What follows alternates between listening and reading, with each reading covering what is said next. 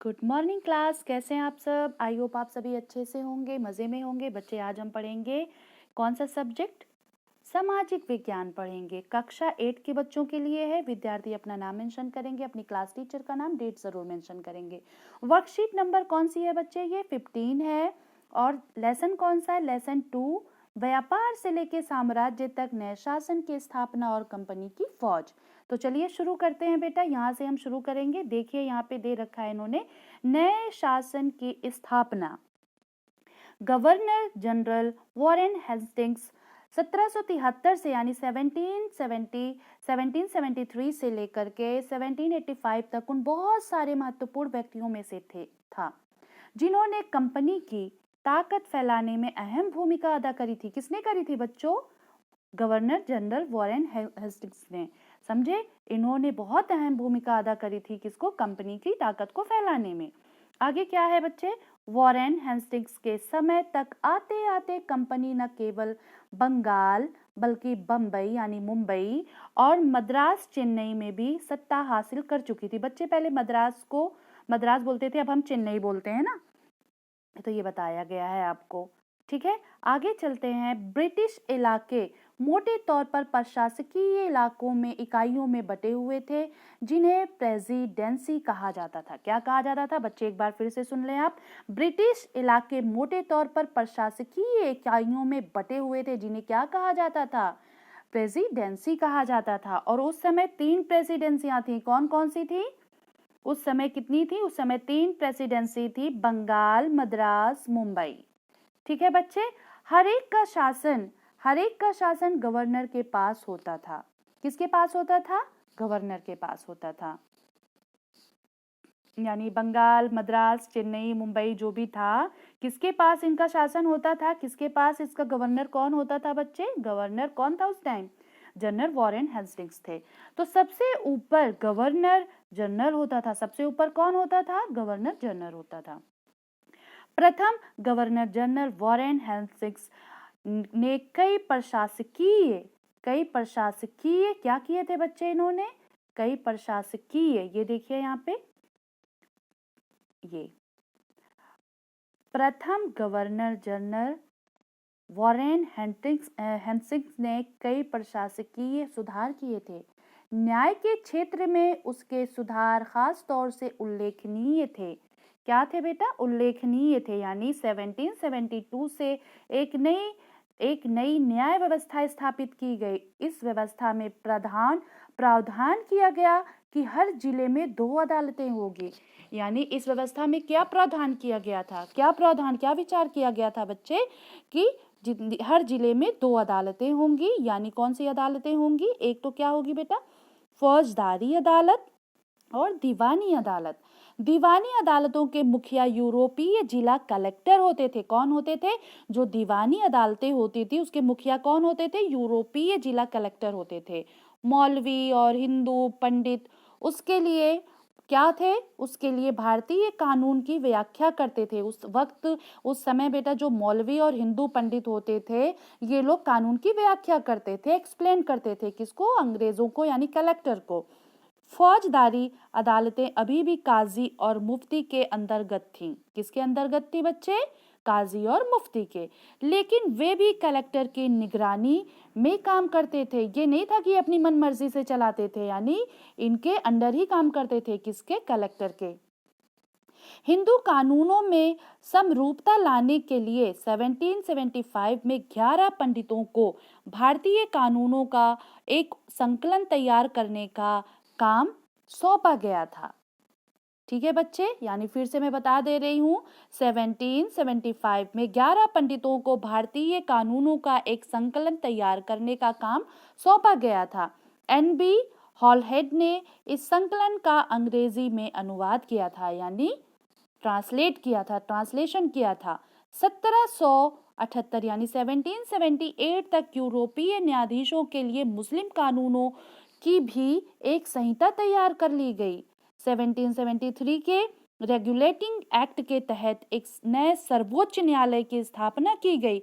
इसके अलावा कलकत्ता यानी कोलकाता में अपीली अदालत, सदर निजामत अदालत की भी स्थापना की गई थी। यानी बेटा, यानी ये कह रहे हैं कि एक सर्वोच्च न्यायालय की स्थापना की गई थी। इसके अलावा भी क्या किया गया था, कलकत्ता में अपीली अदालत, सदर निजामत अदालत की भी स्थापना की गई थी। भारतीय जिले में कलेक्टर का सबसे बड़ा ओहदा था। यानी भारतीय जिले में जो जिला था उसमें सबसे बड़ा ओहदा किसका होता था? किसका होता था? कलेक्टर का होता था। जैसा कि नाम से ही पता चलता है कि उसका मुख्य काम क्या था। अच्छा बच्चे, एक चीज ये भी देखते चलिए कि कलेक्टर का जिले में मुख्य काम क्या था, मुख्य कार्य क्या था। तो उसका मुख्य कार्य क्या था, ये देखिए, काम, लगान और कर इकट्ठा करना था। न्यायाधीशों, पुलिस अधिकारियों व दरोगा की सहायता से जिले में कानून व्यवस्था बनाए रखना होता था। ये काम थे किसके? कलेक्टर के। कलेक्टर के कौन कौन से काम थे? लगान, कर इकट्ठा करना, न्यायाधीशों, पुलिस अधिकारियों, दरोगा की सहायता से जिले में कानून व्यवस्था बनाए रखना होता था। बेटा ठीक है, समझ में आ गया यहाँ तक। अब आगे चलते हैं। उसका कार्यालय कलेक्ट्रेट सत्ता संरक्षण का नया केंद्र बन गया था। क्या था? सत्ता और संरक्षण का नया केंद्र बन गया था, जिसने पुराने सत्ता केंद्रों को हाशिए पर ढकेल दिया था। किस पर ढकेल दिया था बेटा? हाशिए पर ढकेल दिया था। अब आगे क्या पूछ रहे हैं कि कंपनी की फौज जो थी, कंपनी यानी ईस्ट इंडिया कंपनी ही तो होगी, कि फौज क्या थी, यानी ब्रिटिश की फौज कैसी थी। तो ये देखिए यहाँ पे कह रहे हैं, अंग्रेज अपनी सेना को सिपाही, यानी सिपाही को ये लोग क्या बोलते थे? सिपाही बोलते थे। क्या बोलते थे? सिपाही, आर्मी कहते थे। फिर से एक बार देख लीजिए, अंग्रेज अपनी सेना को सिपाही, यानी सिपाही ब्रैकेट में दे रखा है, जो हम लोग सिपाही बोलते थे लेकिन अंग्रेज क्या बोलते थे? सिपाही बोलते थे, आर्मी कहते थे। जहां मुगल फौज मुख्य रूप से घुड़सवार, मुगल फौज की अब बात हो रही है, जहां मुगल फौज मुख्य रूप से घुड़सवार और पैदल सेना थी, जिन्हें तीरंदाजी, तलवारबाजी का प्रशिक्षण यानी ट्रेनिंग दी जाती थी। वहीं ब्रिटिश सेना में सिपाही, हमारे जो इंडियन फौजी थे यानी मुगल के फौजी दो सैनिक थे, उनको क्या क्या आता था बेटा? घुड़सवारी आती थी, पैदल सेना थी, जिन्हें तीरंदाजी आती थी, तलवारबाजी, ये सारी बहुत अच्छी से आती थी। इनको बहुत अच्छा प्रशिक्षण दिया जाता था। ठीक है। और वहीं ब्रिटिश सेना में क्या था? उनके सिपाहियों में क्या था? अंग्रेजों के सिपाहियों में मास्केट। मास्केट क्या होता है? मास्केट तोड़ेदार बंदूक होता है। मास्केट किसे बोलते हैं बेटा? तोड़ेदार एक बंदूक हुआ करता था ब्रिटिश जमाने में। और मैच लॉक किसे बोलते हैं? बारूद को माचिस से चिंगारी देने वाली बंदूक। मैच लॉक किसे बोलते हैं बेटा? मैच लॉक बारूद से माचिस से चिंगारी देने वाली एक बंदूक थी, जिसे मैच लॉक बोलता था। और मास्केट किसे बोलते थे? तोड़ेदार एक बंदूक थी। ये दोनों बंदूकें थी, मास्केट और मैच लॉक। ठीक है। ये जो ब्रिटिश फौजी थे, ये लैस होते थे किससे? मैचलॉक से और मस्केट से। तो दोनों फौजों के बीच मुख्यतः ये अंतर थे। यानी क्या क्या डिफरेंसेस थे? तो बच्चे ये देखिए, यहाँ पे मुगल फौज के बारे में दे रखा है, कंपनी फौज के बारे में दे रखा है। यानी ये ब्रिटिश सरकार की हो गई फौजें और ये मुगल बादशाहों की हो गई। तो चलिए इसमें अंतर क्या है ये देख लेते हैं। ठीक है। मुख्य रूप से सवार, प्रशिक्षित घुड़सवार और पैदल सैनिक। मुगल फौज के फौजियों में क्या होते थे बेटा? मुख्य जो खास तौर पे जो होते थे, प्रशिक्षित घुड़सवार, यानी घुड़सवारी बहुत अच्छी आती थी, और ये पैदल सैनिक भी इनके पास अच्छी थे। और कंपनी फौज के पास, ब्रिटिश फौज के पास क्या थी? अधिकतर पैदल सेना थी इनके पास। अब आगे चलते हैं। सवारों का दबदबा, पैदल सैनिक कम। सवारों का दबदबा होता था और पैदल सैनिक कम होते थे। अब अंग्रेजी फौजों में क्या होता था बेटा? सवारों की संख्या कम, सवारों की संख्या क्या होती थी? कम होती थी। क्या होती थी? कम होती थी। और पैदल सैनिक अधिक होते थे। इनके पास क्या था? इनके पास सवार अधिक होते थे, इनके पास सवार कम होते थे, पैदल ज्यादा होते थे। और यहाँ पे मुगल फौजों में क्या होते? पैदल सैनिक कम होते थे। अंग्रेजों में क्या होते थे? पैदल सैनिक ज्यादा होते थे। तीसरे नंबर पे क्या है? तीरंदाजी और तलवारबाजी में निपुण होते थे। यानी मुगल फौजी जो थे उनको तलवारबाजी, तीरंदाजी बहुत अच्छे से आती थी, और जबकि अंग्रेजी फौज क्या थे? बंदूक चलाने में निपुण थे। ठीक है। विशाल विशाल यानी बहुत बड़ा, पेशेवर प्रशिक्षित सेना नहीं थी, यानी इनके पास बहुत बड़ी सेना नहीं थी। आवश्यकता पड़ने पर ग्रामीण सशक्त किसान भी सैनिक बन जाते थे, यानी जब मुगलों को जरूरत पड़ती थी तो वो किसानों को प्रशिक्षित करते थे, यानी ट्रेनिंग देते थे और उन्हें भी सैनिक बना देते थे उन्हें। और अंग्रेजों में क्या था, सिपाहियों को यूरोपीय ढंग का अभ्यास, यानी यूरोपीय ढंग का अभ्यास, ब्रिटिश के नए नए तरीके, उनके पास बंदूकें थी, हथियार थे, और अनुशासन, अनुशासन यानी डिसिप्लिन, पेशेवर और प्रशिक्षित सेना थी। इनके पास क्या थी, अंग्रेजों के पास जो थी, सबको बंदूकें चलाने आती थी, सब पेशेवर, अनुशासन, डिसिप्लिन में रहते थे। ठीक है। और हमारे यहाँ क्या होता था, इंडिया में इंडियन फौजी क्या थी, यानी मुगल फौज के जो फौजी होते थे, इनको घुड़सवारी अच्छी आती थी, तीरंदाजी आती थी और तलवारबाजी अच्छी आती थी। इनके पास बहुत बड़ी फौज नहीं होती थी मुगल फौज के पास। ठीक है। जब बहुत ज़्यादा ज़रूरत पड़ती थी तो ये गाँव से किसानों को बुला लेते थे और उन्हें प्रशिक्षित करते थे, ट्रेनिंग देते थे और फौज में शामिल कर लेते थे। तो इतना तो समझ में आ गया ना बेटा कि मुगल फौज और कंपनी फौज में क्या फ़र्क है। ठीक है। आगे चलते हैं। अनुशासित और पेशेवर सैन्य सिपाहियों की सेना खड़ी करने के चक्कर में अंग्रेज कई बार जाति और समुदाय की भावनाओं को नजरअंदाज कर देते थे। अब यहाँ पे देखिए, अब अंग्रेज को किसी भी तरीके से अपनी फौज को बहुत मजबूत बनाना था, बहुत ताकतवर बनाना था। अनुशासित और पेशेवर सिपाहियों की सेना खड़ी करने के चक्कर में कौन लोग, अंग्रेज लोग, इंडियन जितने भी अंग्रेजी कई बार जाति और समुदाय की भावनाओं को नजरअंदाज कर देते थे। यानी अंग्रेज लोग ये नहीं देखते थे कि जो इंडियन लोग हैं वो किस धर्म के हैं, किस समुदाय के, उन्हें इससे कोई मतलब नहीं था, बस उन्हें अच्छी ट्रेनिंग देनी थी और अपनी फौज में शामिल करना था। पर सिपाही किसी न किसी समुदाय के सदस्य तो थे ही, यानी जो इंडियन सिपाही होते थे इतना तो था ही कि वो किसी न किसी समुदाय, किसी न किसी धर्म, किसी न किसी मजहब से ताल्लुक रखते थे। अपने जीवन और अपनी पहचान के एहसास में आने वाले बदलाव को सिपाहियों ने किस रूप में देखा, ये 1857 की विद्रोह में स्पष्ट झलकता है। यानी 1857 की क्रांति आप सबने पढ़ी होगी ना बेटा, तो उसमें सबसे ज्यादा परेशानियों का सामना इन्हीं लोगों ने किया था। ठीक है। आगे चलते हैं। जब आगे आप पढ़ेंगे 1857 की क्रांति तो देखिएगा कि सैनिकों पर भी कितनी ज्यादा परेशानी, अंग्रेजी फौज में जो सैनिक सिपाही थे, कितनी परेशानियों का सामना करना पड़ता था। ठीक है। आगे चलते हैं। व्यापार से साम्राज्य तक नामक इस पाठ के सारांश से रूप से हम कह सकते हैं, यानी अभी तक जो हमने पैराग्राफ पढ़ा, व्यापार से साम्राज्य तक नामक इस पाठ के सारांश से हम ये कह सकते हैं कि ईस्ट इंडिया कंपनी एक व्यापारिक कंपनी से बढ़ते बढ़ते एक भौगोलिक औपनिवेशिक शक्ति बन गई, यानी पूरे इंडिया में, पूरे भारत में फैल गई थी। 19वीं सदी की शुरुआत में नई भाप तकनीक के आने से यह प्रक्रिया और तेज हुई और अब केवल 3 हफ्तों में जहाज की यात्रा से भारत पहुंचा जा सकता था। ये धीरे धीरे बहुत तरक्की करने लगे थे, बहुत उन्नति उनके पास आ गई थी। यानी पहले ये भाप की तकनीक जब आई थी, यानी इंजन चलना शुरू हुए थे, फिर उसके बाद 3 हफ्तों में ये जहाज से यात्रा करके 3 दिन में ये इंडिया पहुंच जाते थे।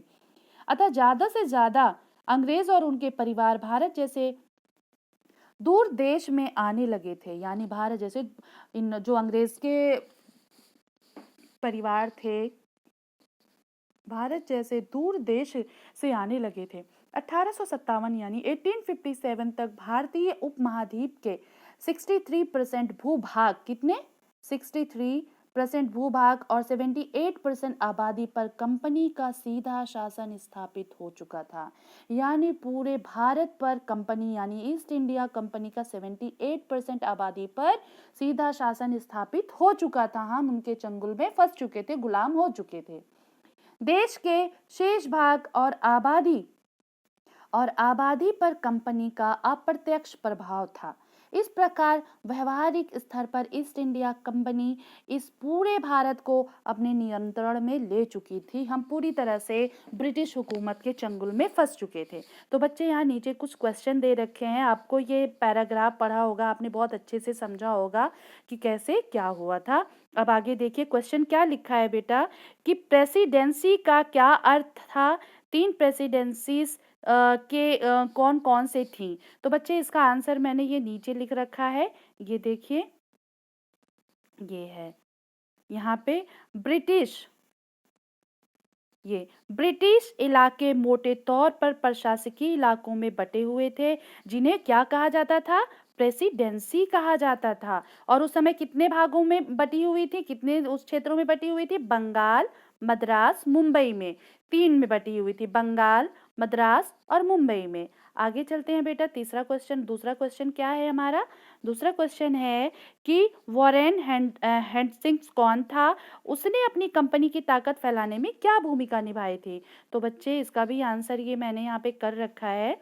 कह रहे हैं गवर्नर जनरल वॉरेन हेस्टिंग्स 1773 से लेकर 1785 उन बहुत सारे महत्वपूर्ण व्यक्तियों में से था जिन्होंने कंपनी की ताकत को फैलाने में अहम भूमिका अदा की थी। यानी इस गवर्नर ने अपनी पूरी ताकत लगा दी थी कि कैसे भी करके ईस्ट इंडिया कंपनी को बहुत ही आगे लेके जाना है। ठीक है, वॉरेन हेस्टिंग्स के समय तक आते आते कंपनी न केवल बंगाल बल्कि मुंबई, मद्रास में सत्ता हासिल कर चुकी थी। समझे बच्चे? अब देखिए तीसरा क्वेश्चन क्या है। तीसरा क्वेश्चन क्या है कि वॉरेन हेस्टिंग्स ने न्याय के क्षेत्र में कौन कौन से प्रमुख सुधार किए थे? तो कौन कौन से प्रमुख सुधार किए थे? अभी हमने ऊपर पैराग्राफ में पढ़ा था, तो ये देखिए। प्रथम, गवर्नर जनरल वॉरेन हेस्टिंग्स ने कई प्रशासकीय सुधार किए थे न्याय के क्षेत्र में। उसके सुधार खास तौर से उल्लेखनीय हैं। कौन कौन से? 1772 से एक नई नई नई न्याय व्यवस्था स्थापित की थी। कौन सी न्याय व्यवस्था स्थापित की थी? और इस व्यवस्था में प्रावधान भी किया था, कुछ चेंजेस भी किए गए थे, बदलाव भी किए गए थे कि हर जिले में 2 अदालतें होंगी। कौन सी अदालतें होंगी? 2 अदालतें होंगी, एक फौजदारी अदालत, दूसरी दीवानी अदालत। सबसे बड़े चेंजेस प्रावधान यही किया था उन्होंने कि 2 अदालतें बना दी थी, एक फौजदारी अदालत और दूसरी दीवानी अदालत। ठीक है, आगे चलते हैं बेटा। चौथा क्वेश्चन क्या है? चौथा पूछा है कलेक्टर का क्या काम था? कलेक्टर का क्या काम था? तो यहाँ पे हमने इसका भी आंसर कर रखा है बच्चे, आप सभी नीचे जाएंगे। ये देखिए कलेक्टर का क्या काम था। भारतीय जिले में कलेक्टर सबसे बड़ा ओहदा होता था, यानी जिले में होता था। ठीक है, भारतीय जिले में कलेक्टर का सबसे बड़ा ओहदा होता था। उसका मुख्य काम क्या था? लगान कर इकट्ठा करना, न्यायाधीशों, पुलिस अधिकारियों व दरोगा की सहायता से जिले में कानून व्यवस्था बनाए रखना होता था। ये इनके काम थे। कौन कौन से थे? लगान कर इकट्ठा करना, न्यायाधीशों, पुलिस अधिकारियों, दरोगा की सहायता से जिले में कानून व्यवस्था बनाए रखना होता था। तो बच्चे ये समझ में आ गया आप सबको। अब चलते हैं हम कौन से क्वेश्चन पे? 5वें क्वेश्चन पे। 5वां क्वेश्चन क्या है कि मुगल फौज और कंपनी की फौज में कोई 2 अंतर लिखने हैं। कितने लिखने हैं? 2। अभी हमने ऊपर अंतर पढ़े थे ना बेटा। ये देखिए क्वेश्चन नंबर कौन सा है आपका? ये 5वां है। कौन सा है? तो 5वें का आंसर बेटा सीधे आप यहाँ पे आ जाओगे। ये देखो, आप इसमें 4 दे रखे हैं, आप इसमें से कोई 2 लिखोगे। ठीक है, आपको जो इजी लगेगा वो आप लिख सकते हो। मुगल फौज के और कंपनी की फौज के बीच में अंतर लिखना है आपको, तो इनमें से कोई 2 उठा लेना है आपको, 1 और 2। ठीक है, समझ में आ गया बेटा। जैसे आप क्या लिख सकते हैं कि मुगल फौज में तीरंदाजी और तलवारबाजी से निपुण सेना थी। मुगल फौज में क्या थी? तीरंदाजी और तलवारबाजी से निपुण सेना थी। और लेकिन कंपनी की फौज में क्या फर्क था? उन्हें बंदूक चलाने में वो लोग आगे थे। ठीक है, एक दूसरा आप क्या लिख सकते हैं? सवारों यानी सवारों का दबदबा पैदल सैनिक कम थे। मुगल फौज में क्या था? सवारों का दबदबा था लेकिन पैदल सैनिक कम थे। लेकिन इधर अंग्रेजों की फौजों में क्या था बच्चे? कि सवारों की संख्या कम थी, इनके पास पैदल सैनिक अधिक थे। तो ये आप इसमें से 4 दिए हुए, कोई 2 आप छांट करके लिख लेना। ठीक है बच्चे।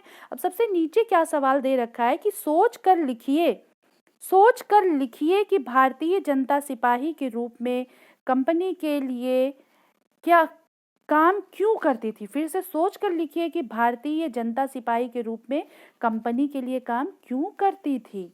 तो बेटा यहाँ पे ये देखिए सबसे बड़ी, यहाँ पे मैंने इसको आपको अपने हिसाब से लिखना है, फिर भी मैं समझा दे रही हूँ आप सबको। बेटा सबसे पहले तो क्या था? अंग्रेजों को अनुशासित और पेशेवर सिपाही चाहिए थे। ठीक है, उन्हें सिपाही चाहिए थे और अंग्रेजों को इससे कोई फर्क नहीं पड़ता था कि वो किस समुदाय के हैं, किस जाति के हैं, किस कास्ट के, उन्हें कोई फर्क नहीं पड़ता था। उन्हें बस अपनी सेना को मजबूत बनाना था, ठीक है, मजबूत बनाना था ताकि वो और आगे बढ़ सकें। तो यहाँ पे सबसे बड़ा रीज़न क्या था बेटा? सबसे बड़ा रीज़न ये था कि उस समय बेरोज़गारी भी बहुत ज़्यादा थी, ठीक है? तो इस चक्कर में भी लोग उस कंपनी को अपनाते थे, ज्वाइन करते थे। और सबसे बड़ी बात, ये ट्रेंड होते थे, इनके पास ट्रेनिंग होती थी। ये इंडियन सैनिक जो थे ये प्रशिक्षित होते थे, फौजी जो थे, इस वजह से इन सबको ये लोग अपने उसमें ले लेते थे। सोच कर लिखे, भारतीय जनता सिपाही के रूप में कंपनी के लिए काम क्यों करती थी? तो यही रीज़न था ना।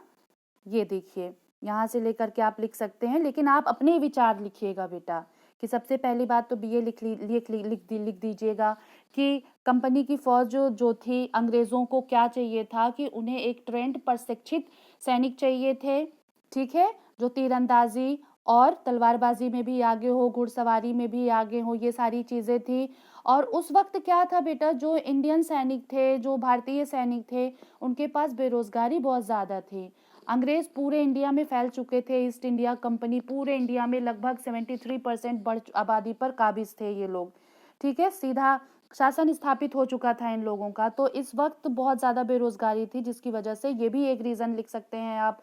और ये भी एक रीज़न ये भी लिख सकते हैं, कारण लिख सकते हैं कि ये प्रशिक्षित होते थे, इन्हें घुड़सवारी आती थी, ठीक, घुड़सवारी आती थी, तीरंदाजी आती थी, हर तरह से ये निपुण थे। तो ये भी रीज़न था उसमें ज्वाइन करने का। तो बच्चे, ये चैप्टर आप अपनी कॉपी में अच्छे से करिएगा, समझ के करिएगा, कॉपी में करके अपने सब्जेक्ट टीचर को सेंड करिएगा। Bye bye.